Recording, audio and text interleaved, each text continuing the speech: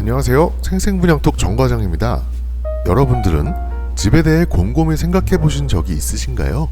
어떤 사람들은 안식처, 보금자리 등 외부로부터 나를 지키고 편하게 쉴 수 있는 곳으로 여긴다든지, 혹은 내가 원하는 대로 가꾸거나 꾸며서 스트레스를 해소하거나 기쁨을 누린다든지, 누군가는 집은 잠만 자면 돼, 집이란 투자재로서 나에게 큰 돈을 벌어다 줄 거야 라고 생각하시는 분들도 있을 겁니다. 현대사회에서 집이란 이렇듯 여러가지 의미로 해석될 수는 있지만 대부분 위와 같은 생각을 가지고 계셨을 겁니다. 불과 2년 전까지는 말이죠.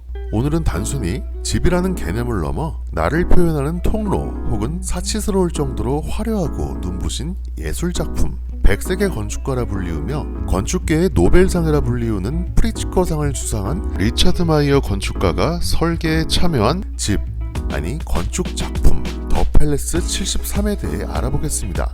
생생분양톡은 고급 주거상품들의 다양한 정보를 알기 쉽게 설명해드리는 채널입니다. 궁금하신 사항은 우측 상단 대표번호로 문의주셔서 가장 최신의 정보를 빠르게 확인하세요. 좋아요, 구독도 잊지 마시고요.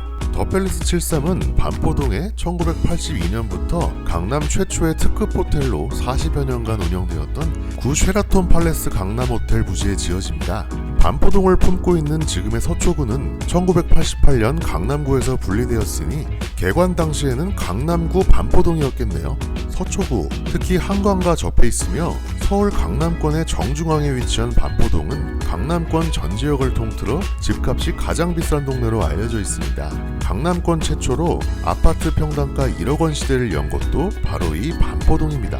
지리적 조건이 워낙 좋기 때문에 반포대교를 통해 강북권 전역으로의 이동도 용이할 뿐 아니라 고터라 불리우는 서울 고속버스 터미널이 바로 앞에 있어 광역교통망 또한 매우 훌륭합니다. 이러한 이유로 반포동에는 한남더일, 나인원 한남 등과 함께 평당가 1억이 훌쩍 넘어가는 아크로 리버파크부터 반포자이, 레미안 퍼스티지 등 초고가 아파트들이 모여 있습니다.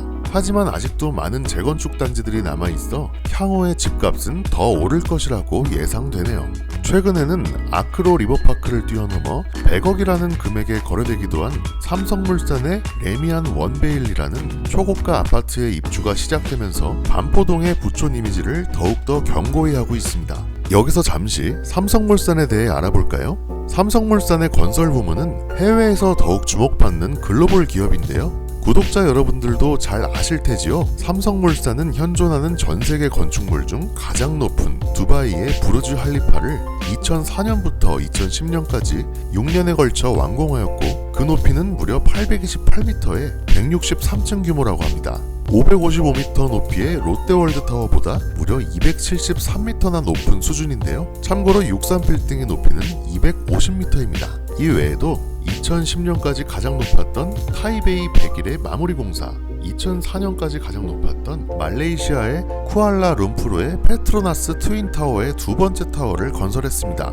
이 중 페트로나스 트윈타워는 일본 타워 시공사인 일본보다 35일 늦게 시작해 10일 먼저 끝내는 쾌거를 이룩하기도 했습니다. 이 외에도 인천대교를 건설하였으며 인천국제공항 건설에도 참여하는 등 건축 분야에서는 세계 최고입니다. 삼성물산 건설 부문은 국내에서도 건설사들의 종합 성적표라 볼 수 있는 시공능력 평가 순위도 10년째 1위를 지키고 있습니다. 그런데 말이죠, 제가 갑자기 왜 이렇게 삼성물산에 대해 자세하게 설명하는지 감이 오시나요? 맞습니다. 이는 리차드 마이어의 국내 최초 주거 명작 더 팰리스 73의 시공사가 바로 삼성물산이기 때문입니다. 삼성물산은 과거 도곡동 타워팰리스나 레미안 첼리투스 등의 고급 주상복합 아파트를 시공하기는 했지만 요 근래 유행하는 하이엔드 오피스텔이나 고급 빌라는 단 한 번도 시공한 전례가 없습니다. 또한 타 건설사처럼 하이엔드 주거 브랜드를 따로 만들지 않고 레미안 하나의 브랜드로만 시공할 정도로 유행보다는 자신들만의 독자적인 노선을 가는 기업인데요. 이러한 보수적인 기업이 더 팰리스 73의 시공사로 선정되었다는 것만으로도 강남 하이엔드 시장 전반에 엄청난 파급력이 미칠 것으로 예상됩니다. 그에 따른 시너지 효과 또한 무시 못할 것 같네요. 서론이 너무 길었습니다. 그럼 더 팰리스 73의 사업 개요를 한번 알아보겠습니다. 위치는 서초구 반포동 63-1번지 일원에 2027년 준공 예정인데요. 1층에는 5성급 호텔을 능가하는 호화로운 로비가 있으며 2층에는 주민들을 위한 라운지 조성으로 상시 편안한 휴식 공간을 제공합니다. 또한 더 팰리스 73만의 최대 강점이라 할 수 있는 2,700여 평의 광활한 대지 면적 덕분에 고급 호텔이나 대저택에서나 볼 수 있던 드랍존을 구현해냈습니다. 이런 차이 하나하나가 결국 입주민에게는 커다란 자부심이 되겠죠. 또한 레벨 차이로 인해 지하로 편입되지만 지상에 출입구가 마련되는 지하 1층에는 최고급 명품샵, 럭셔리 자동차 라운지, 그리고 아트센터, 유명 국내 셰프를 내세운 고급 레스토랑, 스파, 클리닉 등 말만 들어도 고급스러운 업체들이 입점할 예정이라고 합니다. 더 팰리스 73은 타워형 2개 동으로 이루어져 있는데요. 각 동별로 커뮤니티 시설은 약간 다른 컨셉으로 구성이 되어 있습니다. A동은 피트니스, 골프장, 스파 등의 운동시설이 있으며 B동은 커뮤니티 공간인 파티룸, 다이닝룸, 와인바 등이 있습니다. 이곳들은 철저하게 외부와 단절되어 있음에도 극도로 신분 노출을 꺼려하는 입주민들을 위해 타인의 노출이 되지 않도록 동선이 고려돼 설계되어 있다고 합니다. 이제 주거 공간에 대해 설명해 드릴 텐데요. 더 팰리스 73은 한 층에 한 세대로 극강의 프라이빗함을 자랑합니다. 2층부터 5층은 오피스텔 15실인데요.